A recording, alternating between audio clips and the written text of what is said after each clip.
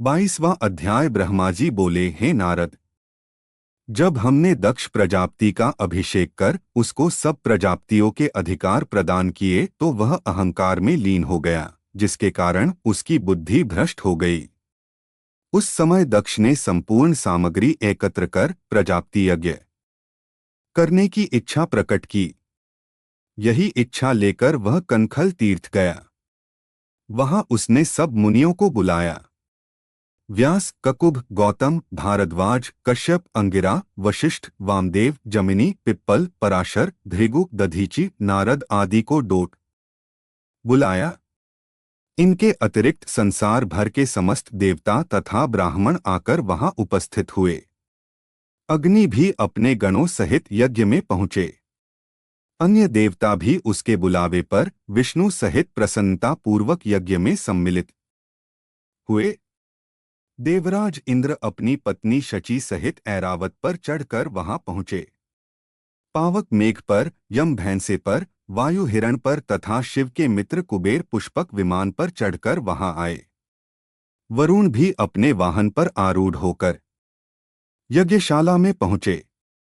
सूर्य अपनी पत्नी सहित तथा चंद्रमा अपनी पत्नी रोहिणी सहित वहां जा उपस्थित हुए। दक्ष ने सबको उपस्थित देखकर अति आनंद में मग्न हो सबका आदर सत्कार किया और सबके निवास के लिए विश्वकर्मा द्वारा बनाए हुए मंदिर बता दिए, जिनमें सबने निवास किया। उस समय सती जी गंधमादन पर्वत पर अपनी सखियों सहित क्रीड़ा कर रही थीं। उन्होंने देखा कि चंद्रमा अपनी पत्नी सहित चला जा रहा है। सती ने अपनी विजया नाम की सखी को आदेश दिया कि तुम चंद्रमा से जाकर पूछो कि वह कहाँ जा रहा है। सखी की आज्ञानुसार विजया ने चंद्रमा से जाकर पूछा कि सती पूछती हैं कि तुम अपनी पत्नी सहित ऐसे ठाठ से कहाँ जा रहे हो।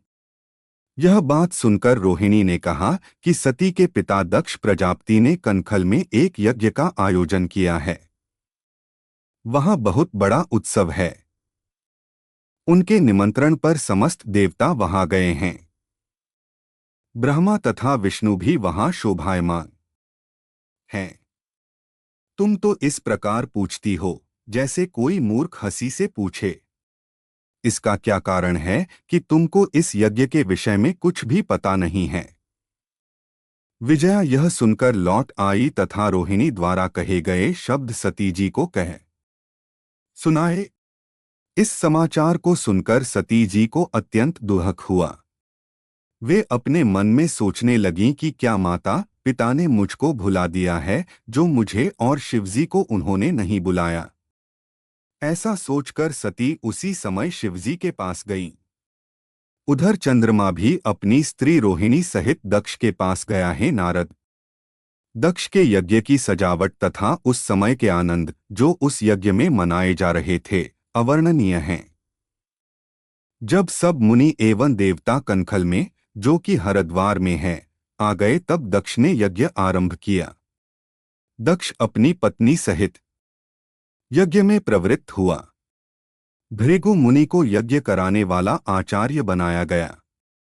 दक्ष ने उस यज्ञ में सबको उपस्थित देख शिव से शत्रुता स्वीकार की। उस समय मेरे पुत्र दधीचि ने सदाशिव को यज्ञशाला में न देख आश्चर्य से कहा, इस उत्सव में समस्त देवता, मुनि तथा ब्रह्मा के पुत्र आदि आए हैं, परंतु फिर भी मैं निश्चय से कहता हूं कि यह सभा सदाशिव के बिना अशोभित है। वे शुभ कर्मों के मूल हैं, वे सब देवताओं के स्वामी हैं। क्या कारण है कि वे यहाँ नहीं हैं? तुम लोग शिव को क्यों भूल गए? हे दक्ष, तुम्हारी बुद्धि इस प्रकार क्यों भ्रष्ट हो गई? अब भी कुछ नहीं बिगड़ा है। तुम सब देवताओं, मुनियों तथा ब्रह्मा एवं विष्णु को साथ लेकर शिव को प्रसन्न करके यहाँ ले आओ। साथ में सती जी को भी प्रसन्न करके यहाँ लाओ। यह निश्चय समझ लो कि बिना शिव के यहाँ आए यह यज्ञ पूर्ण नहीं होगा। आश्चर्य है ऐसे देवता को जिसका स्मरण करने अथवा नाम लेने से संपूर्ण कार्य सिद्ध होते हैं, तुम लोग क्यों भूल गए तथा उन्हें यहाँ क्यों नहीं बुलाया? मैं फिर कहता हूँ कि जब तक शिव यहाँ न आएंगे यज्ञ पूर्ण न होगा। दधीचि के ऐसे वचन सुनकर दक्ष अत्यंत क्रोधित हुआ तथा हंसकर बोला, हे दधीचि, यहाँ पर सब देवताओं के स्वामी बैठे हैं। सब धर्म, वेद तथा शुभ कर्म पूर्ण रूप से उपस्थित हैं। सबके स्वामी विष्णु भी हमारे इस यज्ञ में विराजमान हैं। अब क्या शेष रह गया है सो मुझे बता दो। मेरे इस यज्ञ में ब्रह्मा, वेद, धर्मशास्त्र, पुराण तथा उपनिषद भी अपने अपने गणों सहित आ चुके हैं। मेरा यह सौभाग्य है कि इन सब ने मुझ पर बड़ी कृपा की है। आज मेरे यहाँ इंद्र, समस्त देवताओं के साथ विष्णु भगवान तथा तुम्हारे समान अनेक मुनि विराजमान हैं। अब फिर शिव के आने की क्या आवश्यकता है? तुम सब मिलकर यज्ञ को पूरा करो। मैंने अपने भाग्यवश तथा ब्रह्मा की आज्ञा मानकर अपनी कन्या का विवाह शिव के साथ कर दिया। यद्यपि यह विवाह अनुचित हुआ क्योंकि वह कुलवान न था। शिव संसार से विरक्त, महा अहंकारी है।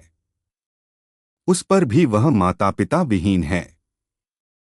इसलिए मैंने ऐसे शिव को इस यज्ञ में बुलाने की आवश्यकता न समझकर नहीं बुलाया है।